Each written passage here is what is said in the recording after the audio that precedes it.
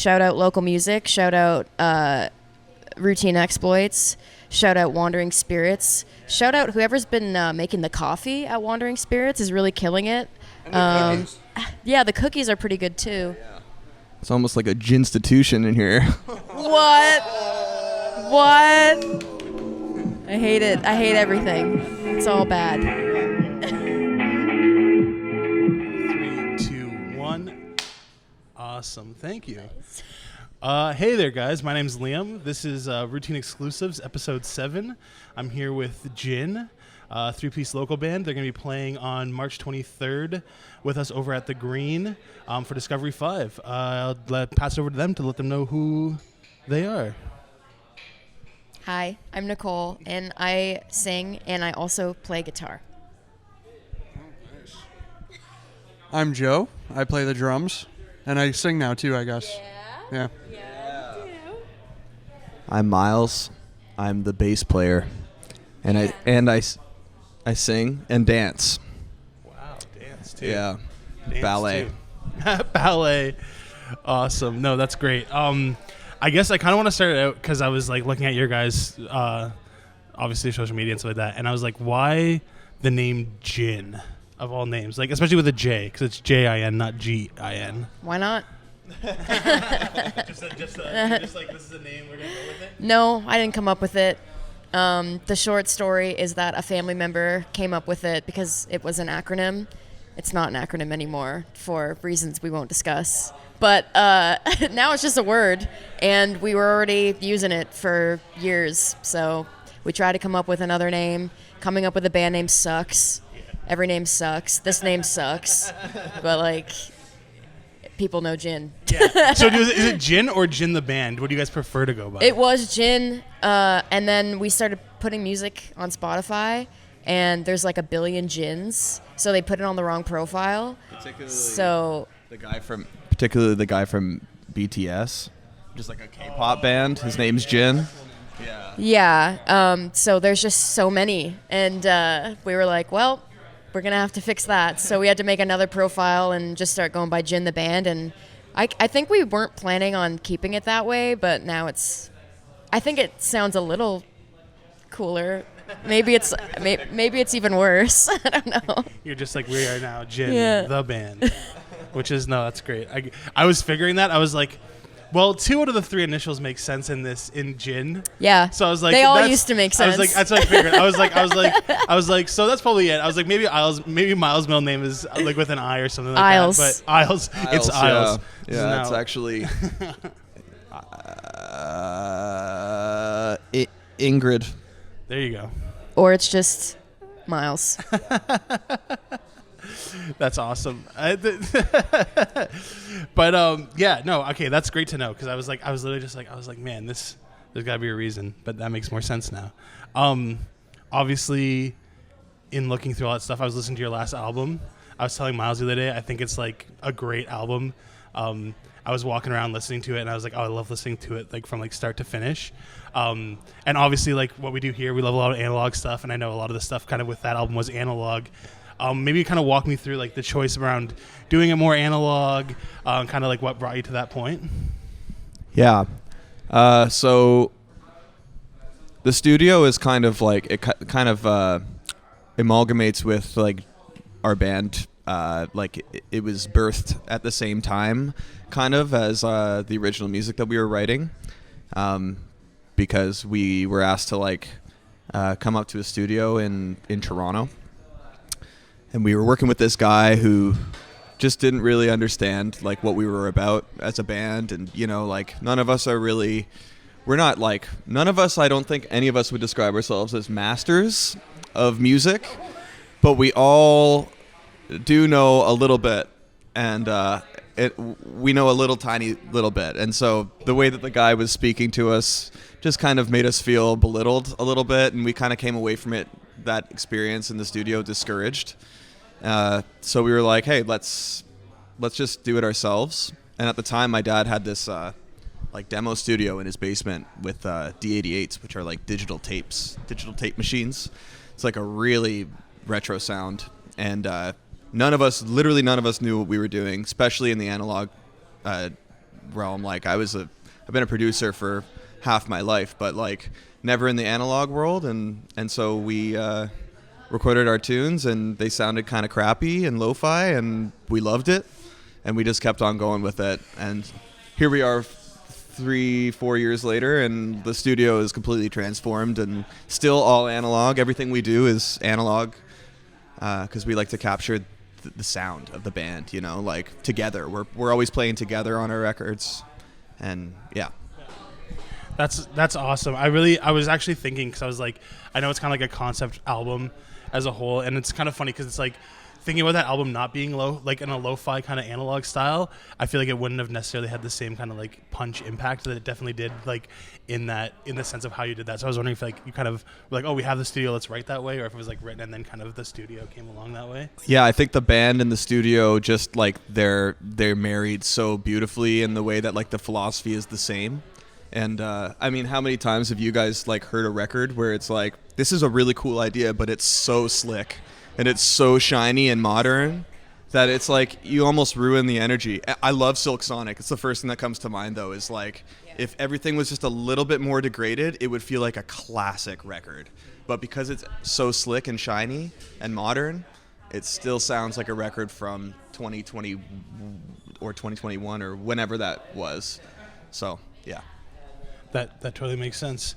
I guess kind of in that same vein, you have a single coming out on March 23rd as well, the same day as the show. I guess as like people who have listened to that first album, should they be kind of expecting the same kind of thing, something different with the new kind of single, new album? Like, what are you guys hoping to get for that? I would say it's still like analog, like raw riff rock, you know. But now we've kind of been approaching.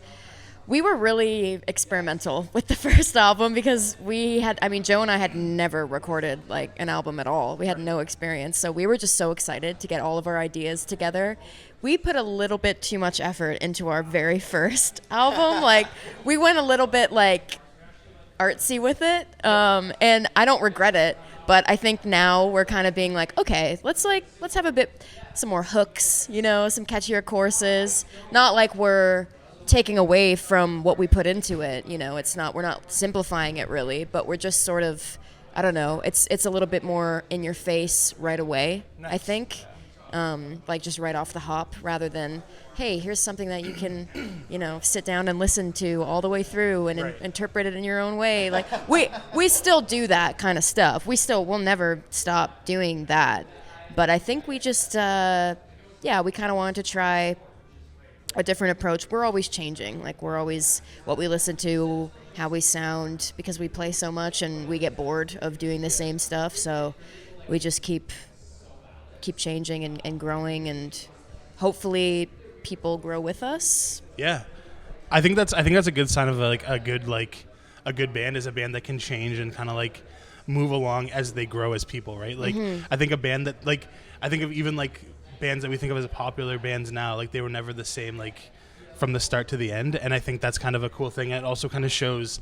I think, even the locality of like the scene that we're in, right? So like obviously playing in like different areas, like we live in Ontario, so like playing around different areas of Ontario, you start to kind of see what different audiences like, and then you start to be like, oh hey, like when we go here, it's really, people are really receptive to this, but maybe not so much to this other stuff. So how can we kind of make people enjoy us as a whole and things like that? Yeah. And I think that's I think it's good when a band actually does that rather than just trying to like shoehorn whatever they think is the best, because it's obviously not good for long-term success. That's been important to us too over like the last year or so. We're really thinking about what works and what doesn't. Like we're listening to the audiences where like different places we play and stuff, and you know, we're not playing like huge shows, but we're playing to people who they show up for us, right? Hopefully sometimes. Yeah, exactly. And so sometimes we'll come away from a gig being like, wow, that song really worked tonight, and it doesn't always work. So let's make a note of that, you know, and maybe think about writing more stuff like that. Or maybe a song that we thought would kill is just not really doing it, which is sometimes a little bit of a blow to the ego, but it's kind of like, well, okay, like we'll just whatever. It's kind of healthy, right? It's kind of healthy sometimes to be able to be like, oh well, they didn't get received, but at least we got to try it. Oh well. It's, like, it's better than just putting it out there and then being like, why does no one listen to this song? Does everyone hate us? Yeah, no, that's great. And I mean, so you guys have been a band like in St. Catharines 5 years. Did most of you guys grow up around here, or like are you guys kind of from here? Or Yeah, Joe and I mean, obviously we're brother and sister, so we grew up in the same house, and we grew up in the Falls. okay, And you're like pretty. Yeah, I'm also from Niagara Falls. Yeah. Yeah, I claim the Falls. I just live in St. Catharines now. Yeah, that's fair. I'm not Italian, so it made more sense for me to live in St. Catharines. No, that totally makes sense. I guess like kind of growing up in the scene and seeing where it's at now, is there anything that you got to either like you miss from the old scene or things that you want to see kind of like as we progress forward with St. Catharines scene, like for music around here? Like, is there anything that you feel like is missing either from the past or that you want to see kind of going into the future? I think this is more for Miles. Oh yeah, all right, yeah. Any of you? Well, I'm just old. Well, I just, early days, I'm talking back in like 2006, like one of the first local events that I went to was Scene Fest with Alexis on Fire headlining the thing. Yeah. And I just remember like walking around and being like bewildered that like so many bands came to St. Catharines. Like, it's not just about the local scene. Like, of course, like we're slowly after COVID now rebuilding a local scene, and that's it's a incredibly necessary and like important time, I think, for the St. Catharines music scene, to like encourage each other to like go for it and like be in a band, and like if you're not good, just stay in the band and suck for a second, and then like get good, including us. Like, we got to get good. Anyways, so I just want to see like St. Catharines become a little bit more of like an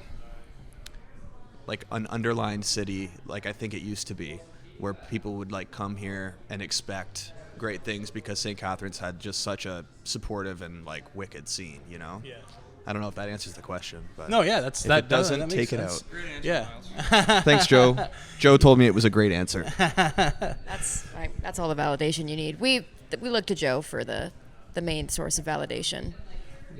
Yes. Joe is the validator. Joe, keeper of rhythm and validation in the band in JIN.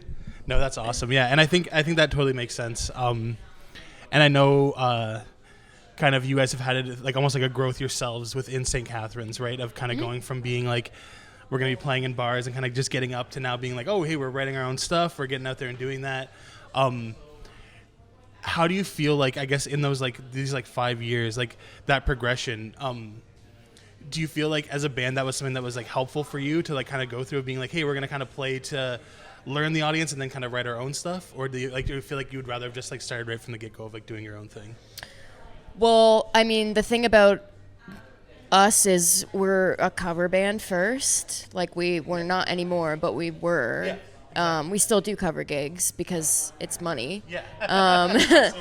But the thing is, like, because it's Niagara Falls, it's, tourist town, and even St. Catharines, it's like Niagara region, Yeah. It's there's always places to play. So you just play like all the time, and it's not your stuff, but you're getting good because you have to, right? Yeah, and you learn how to work a crowd. You learn what works. You learn what doesn't, which is kind of the most important thing, I think, is to learn what doesn't, honestly. Just weed it out right away, and have the nights that suck, have the nights that are awesome, and then eventually you get just such a, like, we have like telepathy now, I feel. We have such great chemistry. We know how to play with each other. And it was like, okay, we're doing these cover gigs, but we're not playing the covers at all like the original. Like, we just have so many ideas. So now, like, let's just take the ideas and just run with them and see what we can do as our own thing.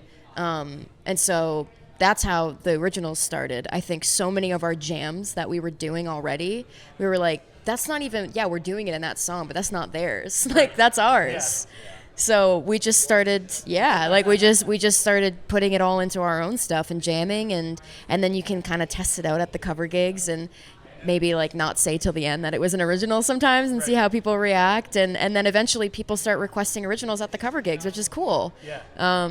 So yeah, I think like it's kind of like post-secondary education is being a cover band. Like, I didn't go to post-secondary, so I was like, my college is playing all these cover gigs and kind of hating it sometimes, but also like not sucking that much anymore because we're playing so much. and you just grind it out, and then you start writing your own stuff. Can I add on to that?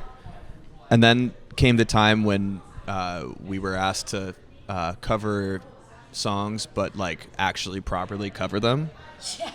Where like we learned all the parts, like all like the bass line, like I lifted the bass line, like Joe played the drums, like the drums on the record, and Nicole played the guitar and sang like that, like the parts, which was like, I think we all thought it was gonna be like a snooze, but what it did was like open my eyes wide to like, oh my god, like look at how thought out every single section of this song is, like this smash hit. Like Ain't No Mountain High Enough, or like what's another tune that we did? Let's Stay Together. Something by the Beatles. You know, like there's these songs that are like just so perfectly crafted, and so I think for our writing, like behind the scenes, it did some incredible things for us to just be like, wow, okay, every part of this song has to be thoughtful. You know, we're not just gonna write this section to like get to the next part because the next part's our favorite part of the song. It's like, is this part currently holding hands with the rest of the song and making everything great, you know? So yeah, that's awesome. Yeah, I think that was probably one of my favorite things I read about in your Spotify bio, was like that you're like, we feel like we're telepathic, and I think it's like cool to actually want to hear like why you feel that way, and it's cool to kind of see that. And so building off of that, kind of going from cover band to original band, what's kind of like each of you can kind of go through and give like your dream lineup of like JIN being somewhere in there, but then like who are like 2 or 3 other bands that you're like, I'd love to like play with those bands. They can be active or not. I just like to hear. I always think this is a fun thing to kind of hear and see where people are at. What do you think, Joe? Even like old ones? Yeah, absolutely. Any band, and literally any band. Like you could be like bands like whenever, literally anything. Led Zeppelin, we could all agree on that. And they would kick. I'm going to pick all old bands. Band of Gypsies. yeah. What are some new bands? New bands that we could... Maybe King Giz. Yes. That'd be a good one for us to do. I don't know. Foo Fighters would be cool. I mean, they are probably the most massive Yeah. rock band still right now. Yeah. Lettuce would be cool. Yeah. That'd be a sweet band to be on with. And I don't know. I think that's all I can think of. Yeah. Yeah. You want to go? Yeah, sure, man. You sure? Yeah. Here's my mic. Joe's like, I got like 7 more bands in there. I got 7 more bands I can go. More in the tank. I think it would be really cool to play with. They're kind of like, I don't know, maybe they're too heavy for us, but I really like Idols. Okay, yeah. And even if we weren't on like a direct bill with them, even if we were playing the same festival that they were playing, I would be so honored. And I also really like Rival Sons. Just trying to think of newer bands, because I listen to a lot of older music, but there are a lot of newer bands that are just killer. That, I mean, even if we weren't like, and like I said, even if it was just like a festival and we were like associated with them, that would be really cool.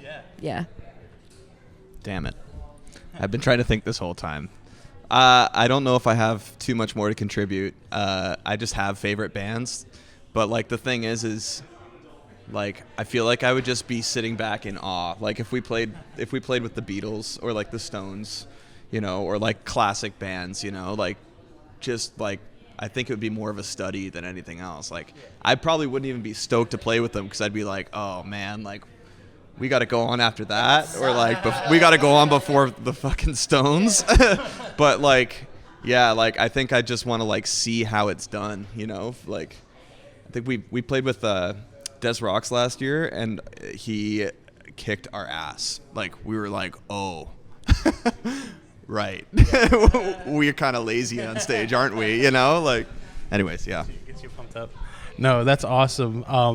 I always love that kind of as like a question, because I think it's good to like, we see a lot of routine exploit shows, like a lot of like younger kids coming out, and it's like similar to kind of earlier when you're like, you gotta start a band and just suck, even if you suck for a while, just like do it. That's part of it. Yeah, and it's like it's always so funny because like even talking to some of these high school kids, it's like some of their favorite bands are like bands from like the 70s, and I'm like, that's what I was listening to when I was a teenager, and it's like it's wild to kind of hear it, and so I always love to just like hear what other bands are listening to kind of give more inspiration out there to everyone, just be like, hey, here's what's going on, here's what's happening, and yeah, it's kind of cool to see. But yeah, I guess that's really all we had for today. I was going to kind of give it over to you guys just to kind of give some like shout outs if there's anything you want to kind of say. Like we always like to kind of give the band the last word.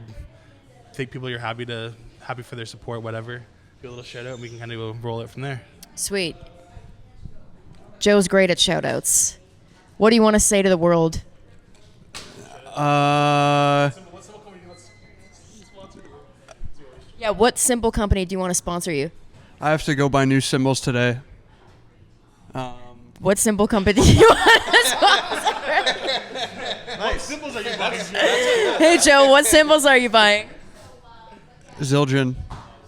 Is that your favorite? I like Yamaha drums. Oh, we're switching topics. I figured I'd plug both of them. Okay, Yamaha and Zildjian, you heard it here first. No one's ever said that before. You heard it here I first. thought this guy played Meinl. No, he switches all the time. Dude, you can't say that. You can't. They're going to see this. Yeah. What if I want the Meinl endorsement? Then you can have it. I think it's Shout out pronounced. my cat, Elton. Nice. Oh, no, shout out my cat Morty. He's a lot cuter. Okay, so shout out the animal that matters, my dog, Stanley. And shout out local music. Shout out Routine Exploits. Shout out Wandering Spirits. Shout out whoever's been making the coffee at Wandering Spirits is really killing it. And the cookies. Yeah, the cookies are pretty good too. It's almost like a JIN-stitution in here. What? What? I hate it. I hate everything. It's all bad. No, thank you guys so much for being here today. This is awesome. You can catch JIN a couple different times. They're going to be playing Friday at Avenue Ballroom just down the street here. Going to be doing some funk breaks. It's going to be exciting. And then catch them, more importantly, March 23rd over at the Green. Come to that one. Discovery Yeah, 5. really come to that one. Yeah, they're going to be playing got the new single coming out that day, so make sure you go listen to it and then come out and hear it live. Yeah. See how they do it differently. See if they do anything differently. Tell Miles when he messes up in the bass. Please. Honestly, I need to be put in my place. Awesome. Put in my base. Thank you guys so much.